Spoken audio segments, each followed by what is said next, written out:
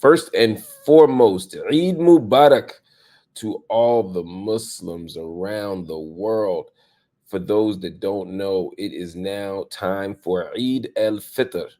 Eid al-Fitr is the celebration of the breaking of the fast all around the world right now, give or take. It's going to depend on the time of day, but Muslims all around the world right now are celebrating Eid al-Fitr. The word Eid literally means a festival, and there are two different Eids in Islam. There's Eid al-Fitr, which happens after the holy month of Ramadan, and then there's of course Eid al-Adha, which happens uh, right after the time of Hajj. It's called the Feast of Sacrifice. It's an annual event that happens at the end of the pilgrimage to Mecca, which is one of the obligations of Islam.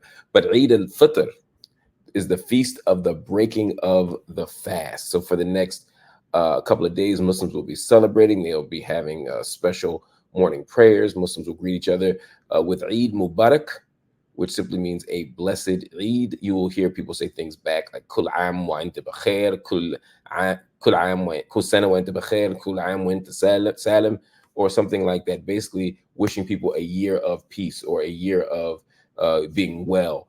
People will be preparing dishes, sweets. People will be encouraged. Muslims are encouraged to forgive and seek forgiveness. One of the most powerful parts of Islam is the commitment to grace and mercy.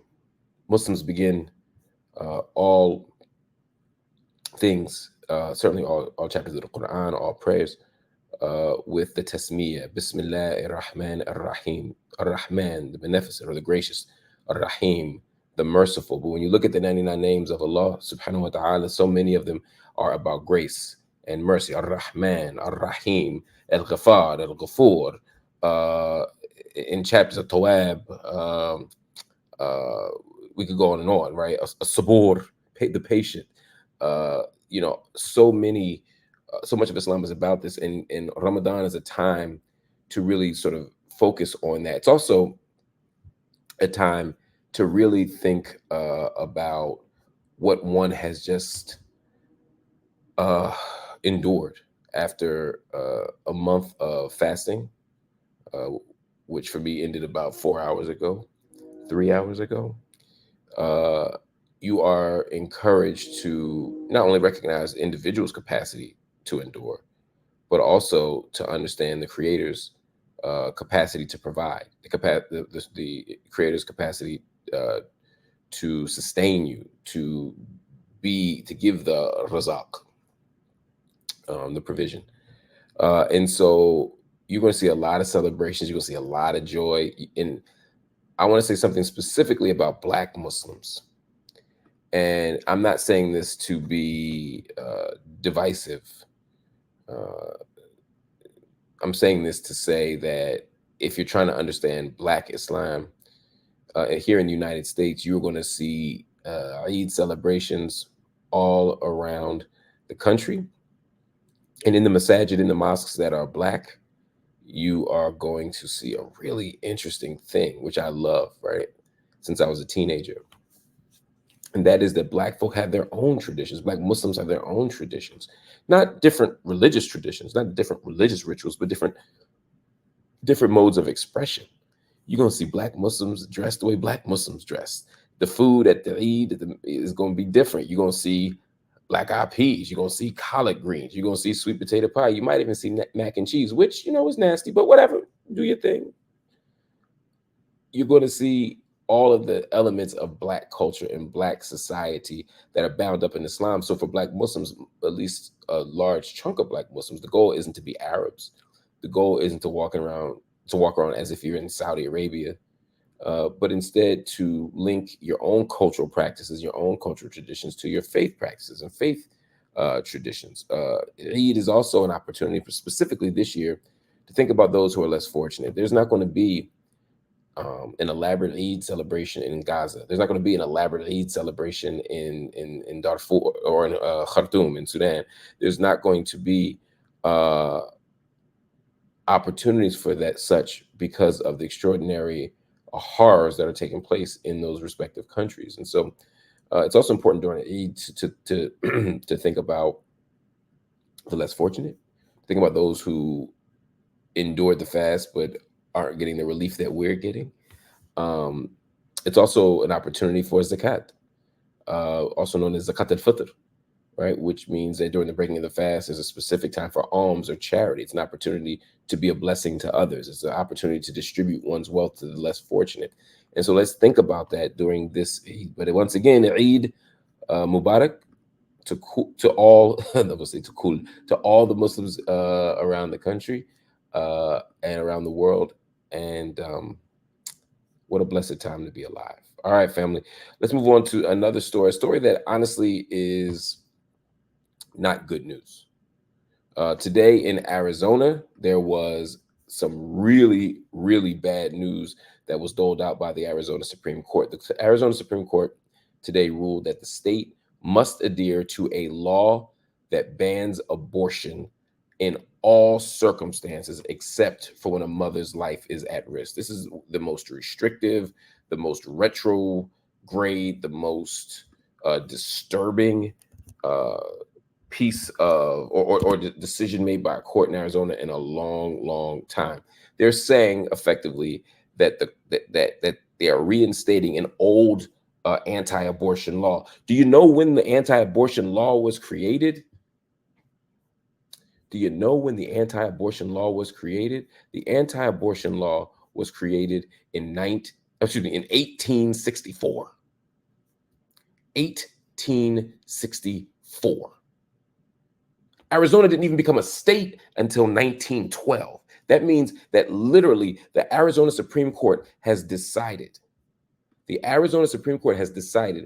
it is appropriate for the state to follow a law that was created before the state became a state. 1864. Is that right? That's what I said. 1864. Black folk weren't even.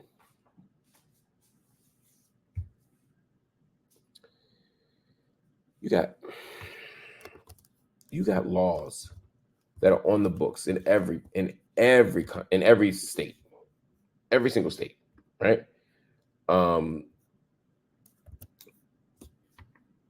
And they're on the books.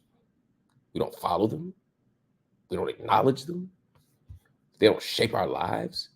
But they want to go to a law that was enacted before the Civil War ended. And the law outlaws abortion from the moment of conception. The only exception is if a mother will die if she doesn't get the abortion. That means that if your child at 12 years old gets molested and has a baby, gets impregnated, she's got to have a baby. If, God forbid, a parent or a family member molests a child and it's incest, it's legally deemed incest, and the child is impregnated,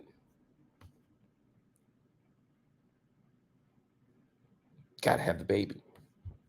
They have no regard for even the most basic decency. Now, you have to understand, in Arizona, abortion has been legal up to 15 weeks.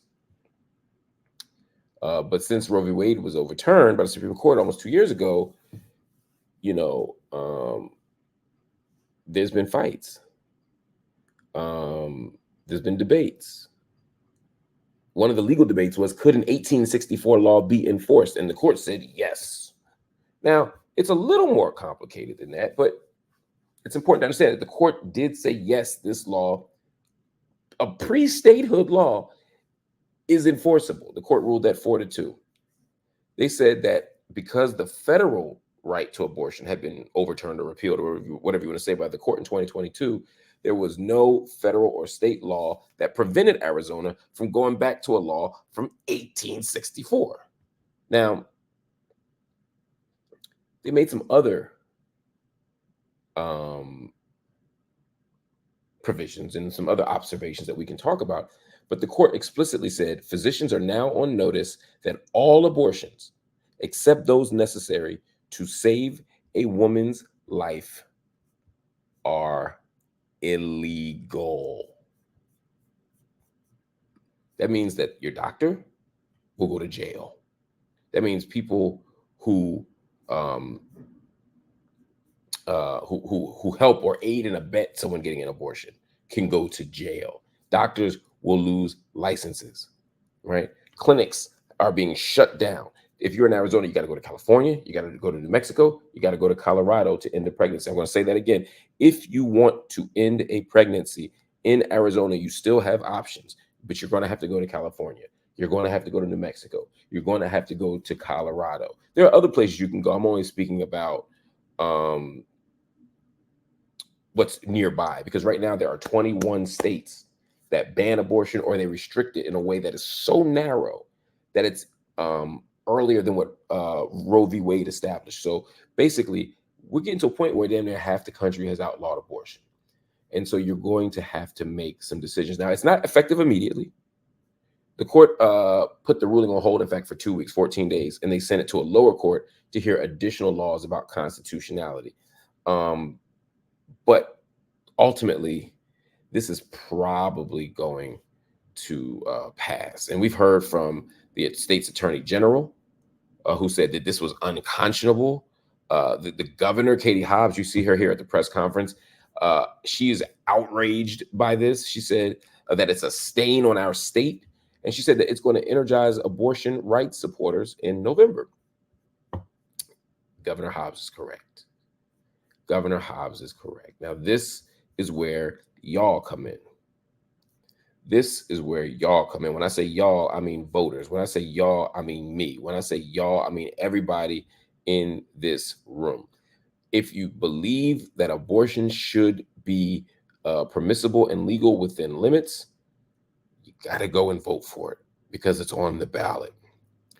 If you believe that abortion should be illegal, you're going to have to vote for it because it's going to be on the ballot. The 2024 presidential election, in so many ways, the 2024 presidential election is going to be a referendum on abortion rights. What happened in the Supreme Court, what has happened with right-wingers in states around the country, it's sending a clear message.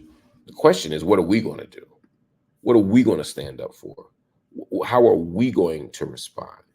That is the question of the day. All right, y'all. Another fascinating case, another fascinating story, one that I've been looking to talk about for a long time. And I'm glad we're able to talk about it now. That is Lloyd Austin. Some of you know Lloyd Austin, some of you don't. But Lloyd Austin is the defense secretary. Anyway, let me just get to it because I have so many thoughts about Lloyd Austin from earlier to now. I'm looking at people. Lloyd Austin is a hack. Makeda said the headline just annoyed me. Look, it annoyed me too. But let's get to it, y'all. I got editors that's looking at me like, Mark, you're making our job hard. All right, let me get to it. U.S. Secretary Lloyd Austin says that there is no evidence of a genocide in Gaza. That's right. At a congressional hearing, Senator Tom Cotton was grilling Lloyd Austin, or attempting to grill Lloyd Austin, and he asked them if there's evidence of genocide in Gaza. Here's what he said. I want you to hear for yourself. I want to address what the protesters raised earlier. Is Israel committing genocide in Gaza? Senator Cotton, we don't have any evidence of genocide being created.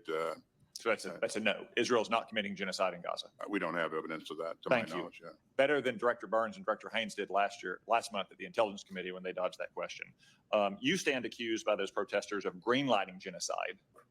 Would you like to respond to that accusation?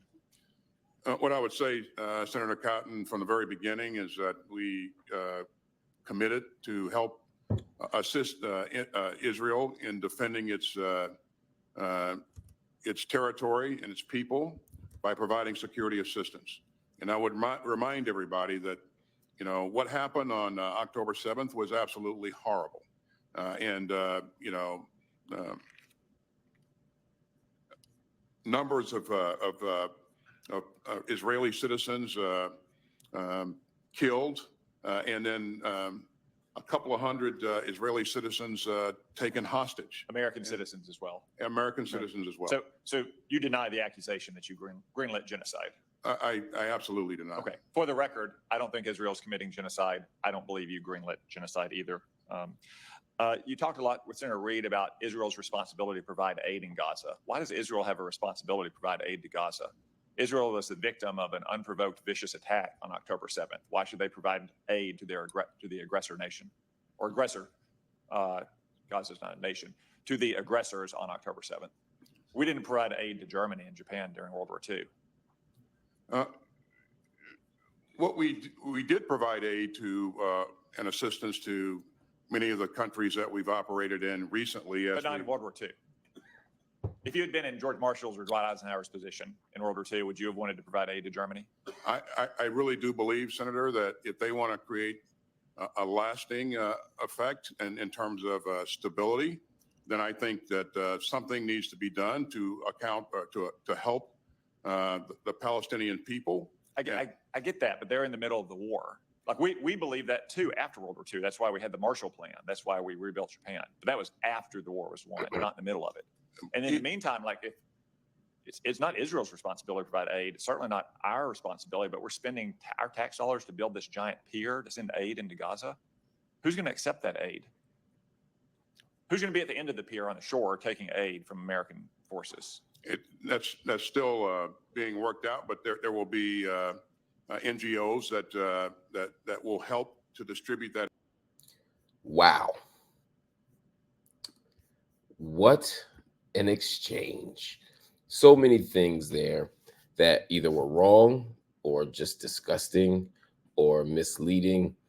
And let's first understand that this whole exchange was just a setup.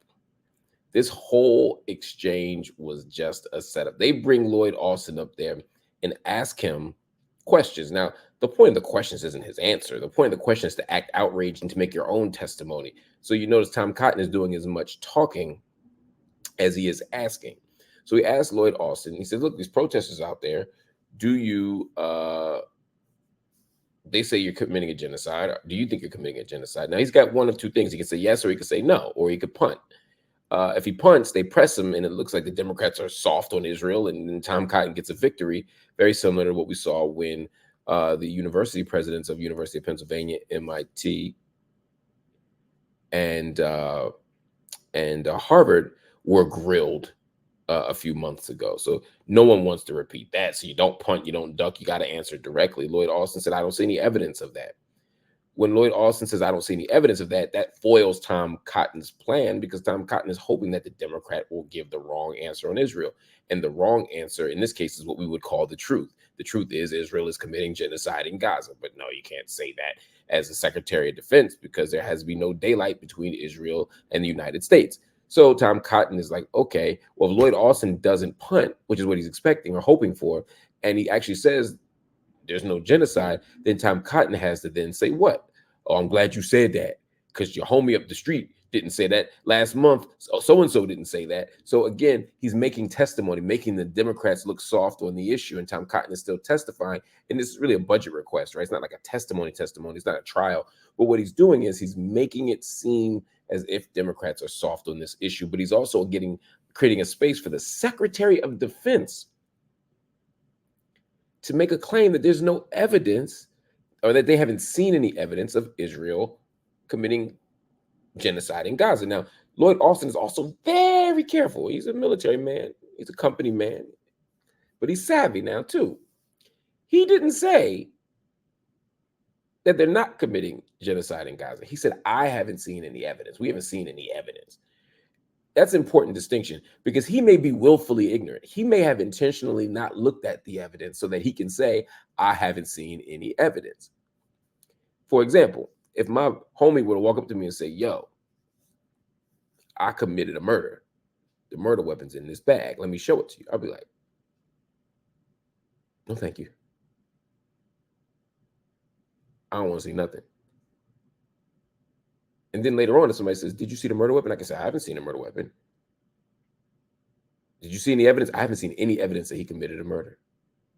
See what I mean? So it's a careful thing. And the reason I'm giving Lloyd Austin even that much credit is because earlier in maybe like month 2, Lloyd Austin was saying to Netanyahu and to the Israeli leadership, from Yoav Gallant and others inside the Netanyahu administration, or cabinet rather, that they needed to take greater care not to kill civilians, that they needed to be more precise and less indiscriminate in their bombings. So Lloyd Austin knows that Israel's being indiscriminate. Now, he may feel that being indiscriminate doesn't mean you're committing genocide, but it's an interesting needle that you're trying to thread when you start making those kinds of claims.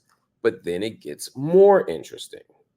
It gets more complicated because now Tom Cotton continues to press.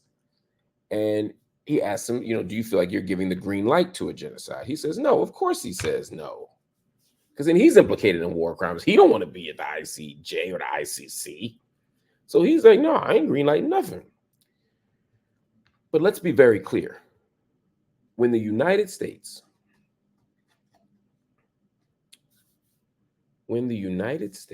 gives weapons, defense systems, money, and political cover to Israel as it's slaughtering tens of thousands of people,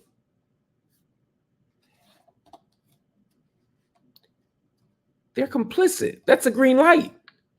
When Israel's committing a genocide in Gaza and there is a ceasefire call and the U.S. vetoes it as a permanent member of the UN Security Council, that is a shutdown, automatic. When they do that, they're giving a green light for Israel to keep going. So it's just not true. It's just not true. But let's keep going. Keep going. Then Tom Cotton is making testimony. He says, why did people are saying the Israel has to provide aid to Gaza? Why does Israel have to provide aid to Gaza? And then he makes comparison to Germany in World War II and asks him, would you be providing aid to Germany during World War II in the middle of the war? Now, here's the problem with that analogy. Here's the problem with that. And Lloyd Austin answers it in a very complicated way, too, a sort of evasive way. But Tom Cotton let him off the hook because he didn't want to be out there. He says to him, why are we obligated to provide aid? And Secretary Austin doesn't actually answer the question. He doesn't explain why we must provide aid. He simply explains why it's advantageous or strategically wise to provide aid. But Tom Cotton is saying we don't have to, i.e. anything we do is bonus, but we don't have to provide aid. But here's the difference. Here's why providing aid here is different than providing aid to Germany or to Japan. The difference is Israel is an occupying power. As an occupying power, you do have responsibilities to the people you occupy. You can't just take their water and their electricity. That's clear. Also, Israel and Tom Cotton, as you could see, went to great lengths to tell you that Palestine isn't a country, that they're not at war with Palestine, and that Palestine isn't a country. They go to great lengths to tell you that they're not mad at Palestinians. They don't hate Palestinians. They just hate Hamas. So if you are an occupying power and you have responsibilities under international law to provide services, et cetera, et cetera, et cetera, and you're saying that you're actually not at war with the country, you're at war with what you call a terrorist group, and you deny their legitimacy as a democratically elected party, you deny their legitimacy as stewards of the state, you're saying they're just a terrorist group that has taken over, then you can't just go around saying, well, then we're not going to provide human rights support, because that would be collective punishment, which is what? Against the law. But on top of that, Israel is doing more than just failing to provide humanitarian support. They are obstructing humanitarian support. They are blocking trucks from getting in for months. They are shooting aid workers like World Central Kitchen. They are killing Palestinians. Look at what happened in what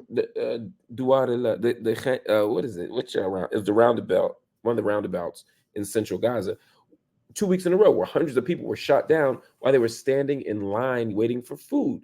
These things are all illegal. You can't shoot innocent people while they go for food. You can't shoot people waving white flags. You can't shoot people in hospital beds. You can't shoot innocent people when you have no legitimate belief that there's a military target there. All of this is illegal.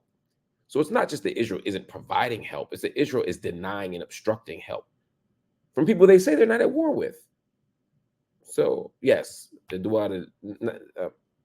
anyway, yes. So this is the messiness of it all. This is the danger of it all. This is a genocide.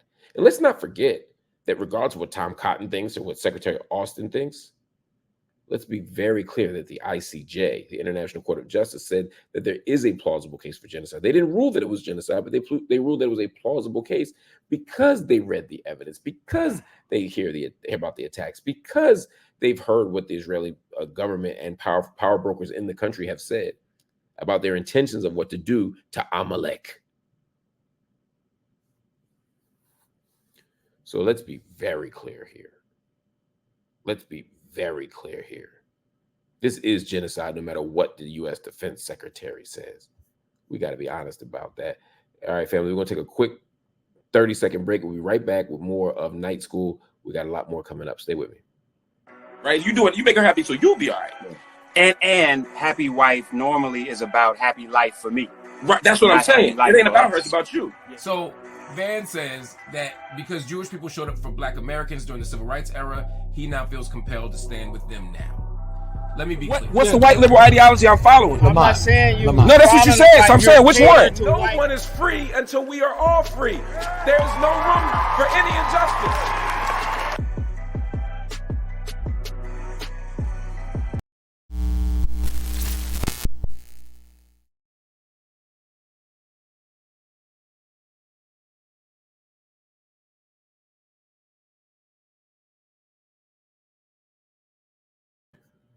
All right, family, we're back with more of Night School. This next story that's coming up is heartbreaking to me for a lot of reasons. It's taking place in Jackson, Mississippi.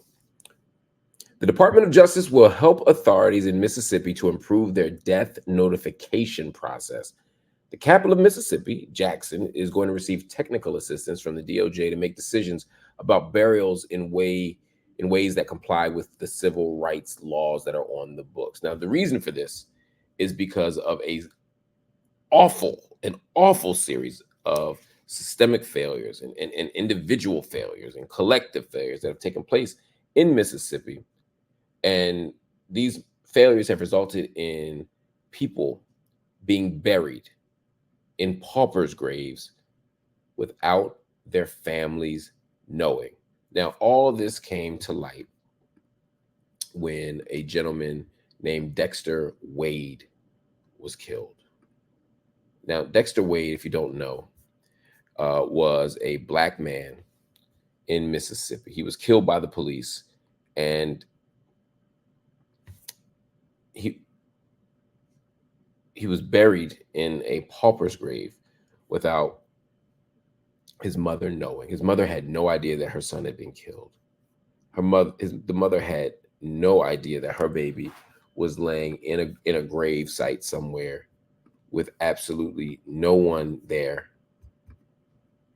to treat the body properly, with absolutely nobody there to show him any dignity or love. It was just a grave. And the story might seem like a not big deal, but here's why it's a big deal. When they exhumed his body from this pauper's grave, they found a wallet, they found a state ID card, and on the state ID card, they had his address, not an old address, his current address that he lived at with his mom. Now, this person who found it, the pathologist, Frank Peretti, reported that he found the wallet in the front pocket of his jeans. It wasn't in some hidden place. It was in the front pocket of his jeans. ID card, credit card, health insurance card, all this stuff was in his pocket. His address didn't change. His mama's address didn't change. But no one contacted his mama. No one looked for him. So mama's looking for her baby. Who wouldn't be? What mother wouldn't be looking for her son? I ain't met one yet. Black, white, red, yellow, doesn't matter. I ain't met a mama yet that ain't gonna be looking for her baby. Well, Dexter Wade was missing and her mama was worried. His mama was worried, excuse me. So she called the police and reported him missing. This was 9 days after the police killed him. He was killed by a police cruiser. He was crossing the street. The police car hits him, kills him. 9 days later, he home. He's not home. Mama don't know what to do. She called the police. Police didn't give any information about him. This was March 14th. Just to give you some context, March 14th, she calls and reports her son missing. It's not until August 27th, April, May, June, July, August, 5.5 months later, she finds out that her son had been killed. He left the house that day, and before an hour had passed, he'd been killed by the police car. And they didn't call his mama. They didn't call his job. They didn't report to the address. They stuck him in what they call a pauper's field. It's a place you bury people who don't have no family, no money, no name. And it's owned by Hinds County. Now, when they asked Hinds County why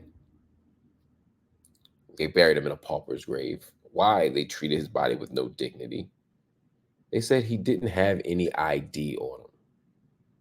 They said the only reason we found him eventually was because there was a bottle of prescription pills, and they used the information from the pills to find out who he was in a couple of days. They basically made it sound like they did some hardcore investigation to track this person down. He said he called a phone number for the mama, couldn't find him. The mayor said last month that he was found without identification, and the police were not able to identify him. Now, let me be very clear. I know the mayor, Chokwe Lumumba, Nu's father as well. I don't believe the mayor's lying. I believe the mayor got bad information. But what we know for sure is, based on the evidence, the authorities knew who he was. They knew what was in his wallet. They had his address. They had his name. They had everything. And this information devastated Dexter Wade's mother. Her name is Betterston Wade. She said it was another jab in the stomach. She said if they had a wallet and knew where his address was, why didn't they just visit his address when he was laying out on the freeway and come get me so I could have seen my son? I could have gotten a last glimpse of my son. I could have been there since they had all the information. What took them so long after they had all of that information? This is what mom was asking. And it's not just her asking. Multiple families, multiple mothers, multiple people have made the same concern, have articulated the same concern. I'm going to show you this. Look at this. This is a picture of 3 mothers. You notice one of them is white. And it's unfortunate that we live in a world where you got to have somebody white in order for it to matter. But it's the truth. It's the truth. Unfortunately, our misery index, our ability to feel pain or sadness or sorrow is different when it's white people on the line. And so in this case, what you see here on the left is the mother, Gretchen Hankins. I hate this story just as much as I hate the other story. She arrived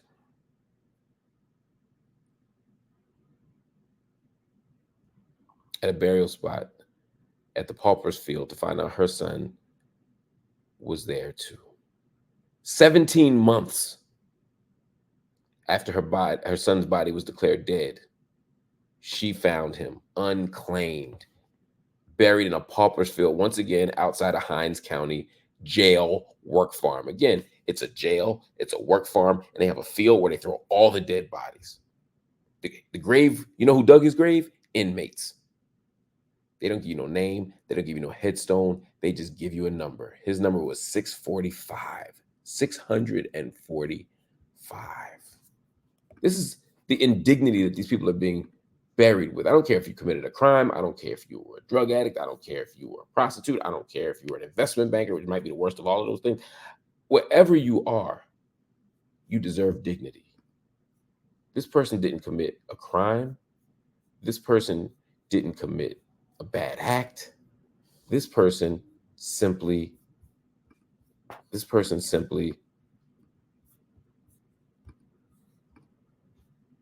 was killed. And you see here, 6:45. This is all that was left of her son. This was all that was left of the memory. It's indefensible.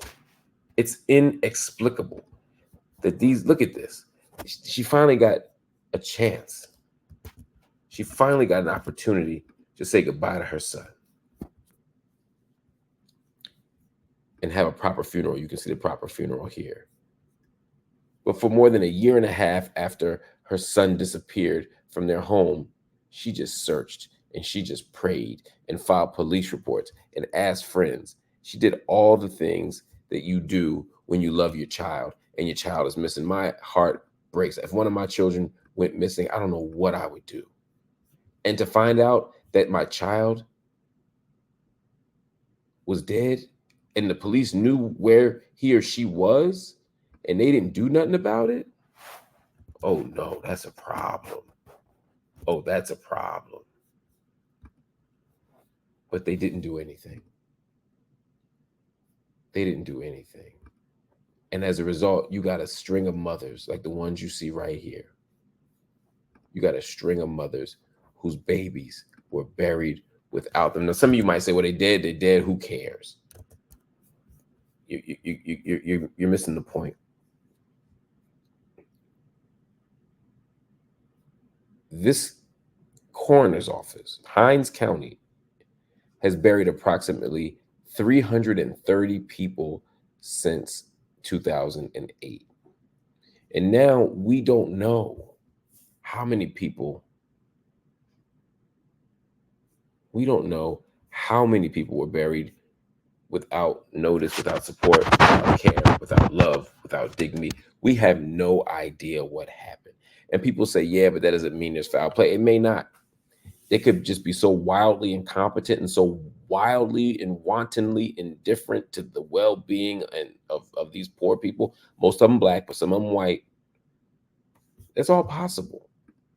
But even if it's true,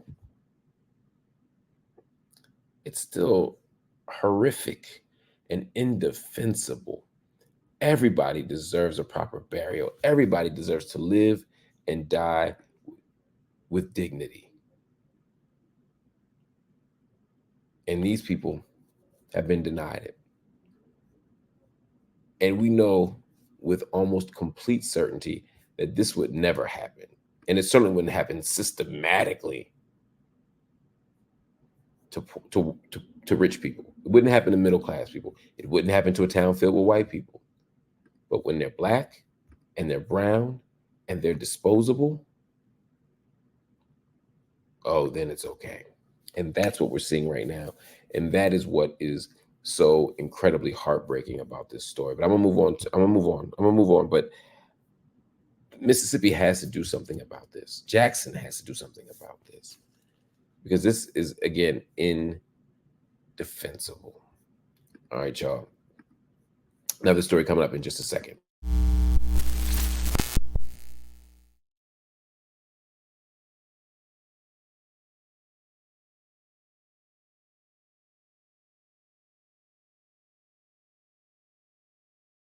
All right, family, we're going to get to something lighter, yet still kind of crazy. All right. Y'all know Latto. Latto is one of this generation's young woman rappers. You know, Latto is short for mulatto, which is its own racial, ideological messiness. I don't want to get into that. I'm just going to say Latto is a young rapper who's a woman, and she was given the opportunity to talk about who her favorite artists were, who her favorite women rappers were here's some inspirations throughout your career. You had some sure. people that you listen to. For sure. Females to be exact. What are your For sure. top 3 females of all time in hip hop? My top three female rappers of all time, dead or alive. Yep, dead or alive. Okay. Kim, gotta say Kim. Wait, my favorite or like the best? The best. I'm gonna say the best. I'm gonna say the best. Okay. Whew, I'm gonna say Kim. Gotta say Kim. I'm gonna say Left Eye. Rest in peace, Left Eye. And Shawty. Okay. Okay. Well, let's. all right. So she said, and this is interesting because she gave her an out. She said, or she asked for out. She said, the best or my favorite. Because if you say your favorite, you can pick anybody. You can pick your cousin, right? Favorite just means who you like. My favorite MCs, I don't think are necessarily the best MCs. Now, when I talk about who the best MCs are, I'm just talking about of all time, period. I have a very clear list, right? You see it right here. Tariq, Hove, L Boogie, three Stacks, 3000, and Nas. That's for me, right? Everybody's entitled to their own. Some are better than others. Nobody's top 5, top 3, top 1, whatever is unassailable. No one's is perfect. No one's is whatever, right? I'm good with that. But what Mulatto just said, to quote Stephen A. Smith, is blasphemous. It's absurd. It's egregious. It's indefensible. I want you to listen. Had some inspirations throughout your career you listen to of all time in hip hop. My top three female rappers of all time, dead or alive. Yep, dead or alive. Okay. Kim, gotta say Kim. Wait, my favorite or like the best? The best. I'm gonna say the best. I'm gonna say the best. Okay. So she said the best. I'm gonna say Kim. So she says Kim.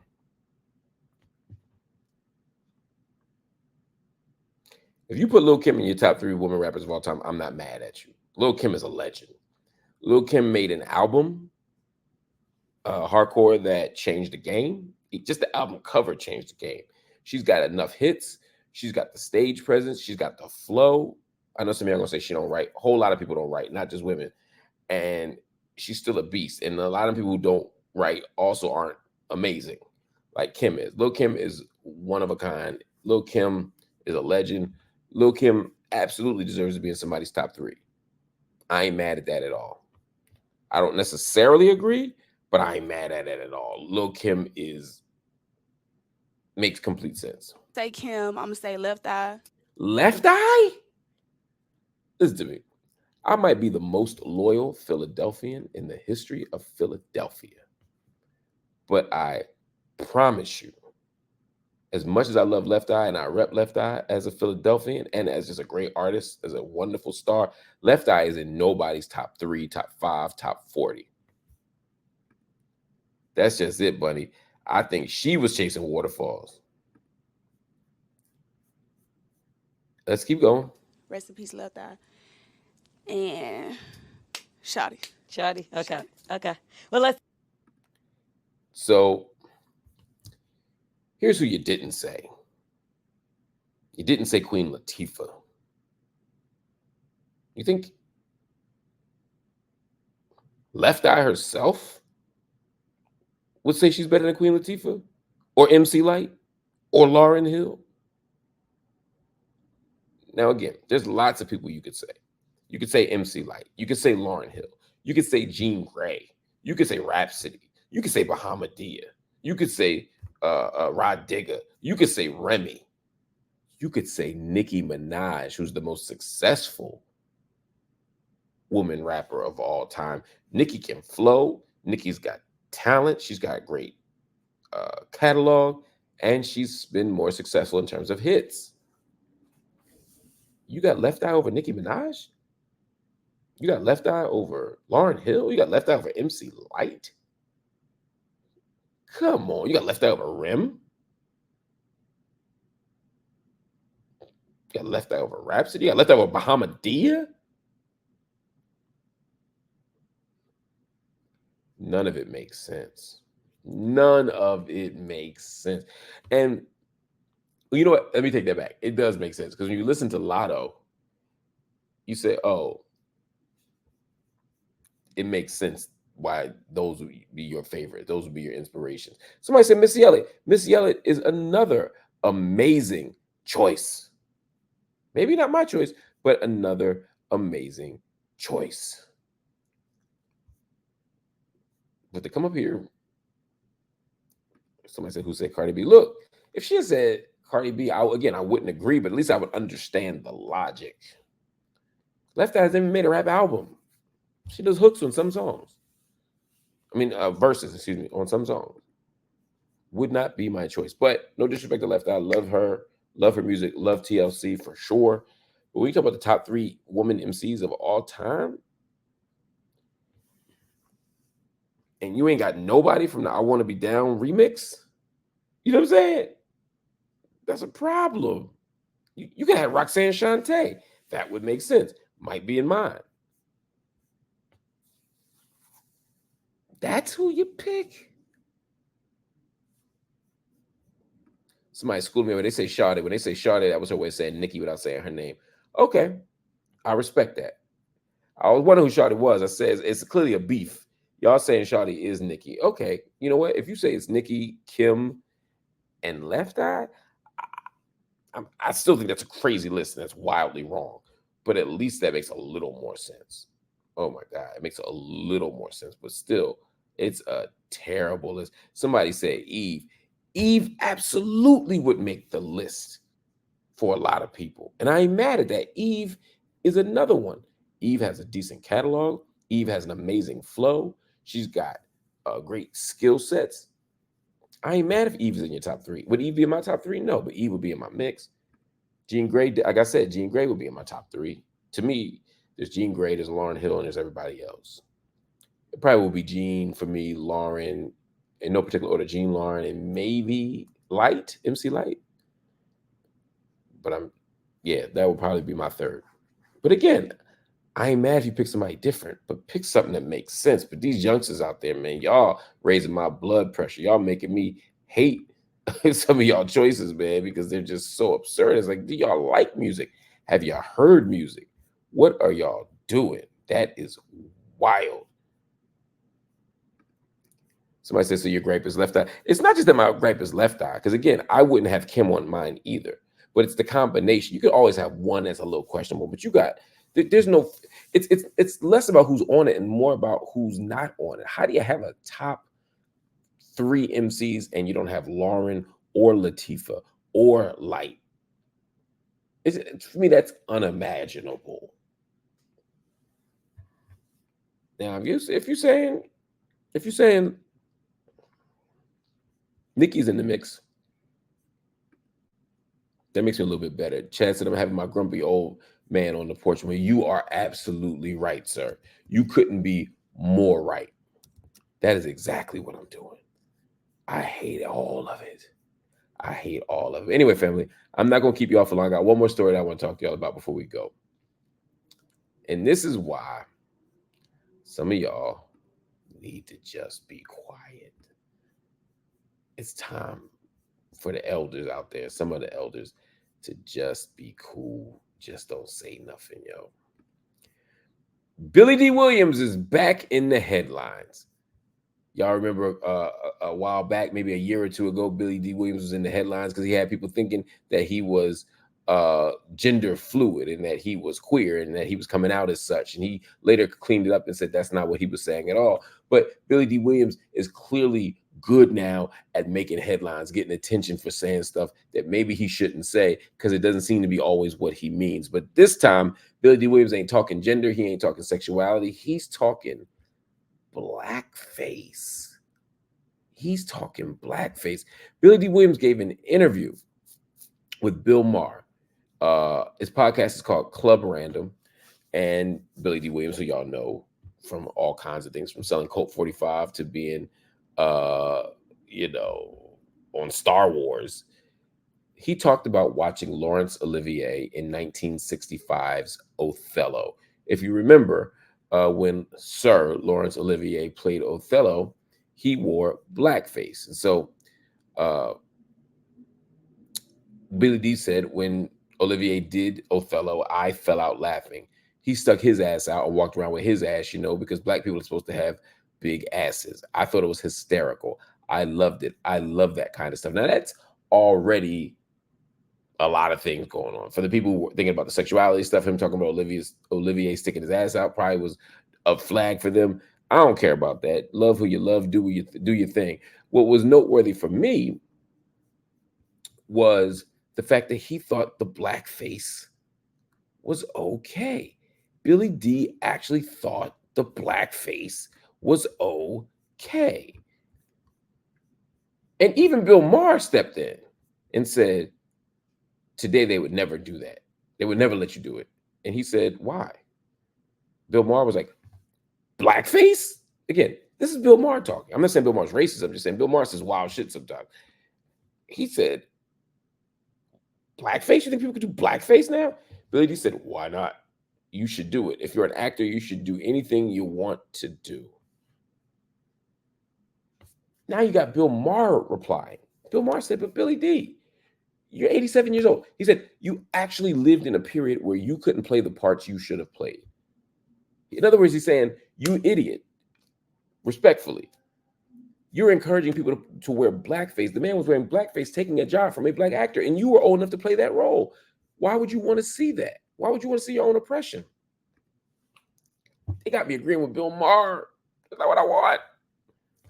Billy D says, the point is that you don't go through life feeling like, quote, I'm a victim. I refuse to go through life saying to the world, I'm pissed off. I'm not going to be pissed off 24 hours a day. Okay. Billy D, no one's asking you to be pissed off. But you took it 50 steps beyond just not being pissed off. You stood up and said that you liked it, that you laughed at it, that you were entertained by it. You didn't just say, hey, there's some racist shit happening and I'm not going to let it consume me. You're saying there's some racist shit and I liked it, I laughed at it, I clapped at it, and I'm inviting more people to do the racist shit. That is unthinkable. That is indefensible. That is disgusting. And it wasn't the first point, even in that conversation with Billy D went there. Early on in the conversation, he said, if I'm going to be creative, let me be creative as an individualist. I don't want to do anything based on this whole idea that you're a black person, you're a white person, and things of that nature. I'm an artist. I'm a creative entity in this life. Billy D is trying to do some colorblind, I'm old as hell and I'm trying to revise life type stuff. And again, I love Billy D. Williams. I admire Billy D. Williams. That's why it's so sad to see somebody at 87 moving down this road talking about something he wishes to see more blackface. Now, he's out on the road promoting his book. And when he tells you what happened in his life, when he's making Lady Sings the Blues in 72, when he's making Mahogany in 75, there was so much racism for actors. And again, you ain't got to be kicking and screaming about the racism. You ain't got to be pouting about it. You ain't got to be wallowing in self-pity. But you could for sure simply not celebrate when people are making a fool out of you by putting cork on their face and stealing your job. Because it's not just that you say, I'm a mind my own business. They are taking your business. They are dressed up in blackface and taking the business. Pause. And you all are okay with that? Oh, come on. This is not okay, Billy D. Williams. I don't even understand. When they get a certain age, I saw this with our dear brother Quincy Jones as well. As he started getting older, he just started telling people business, saying stuff that didn't quite make sense, doing stuff that didn't add up. I don't know if this is like a mental breakdown or if they just telling the truth. Either way, I'm not with it. So, Mr. Billy D, I love you. You're my hero. But I'm going to have to give you 2 thumbs down on that blackface thing. I have no idea what you were thinking, and I have no idea why you would be saying something like that.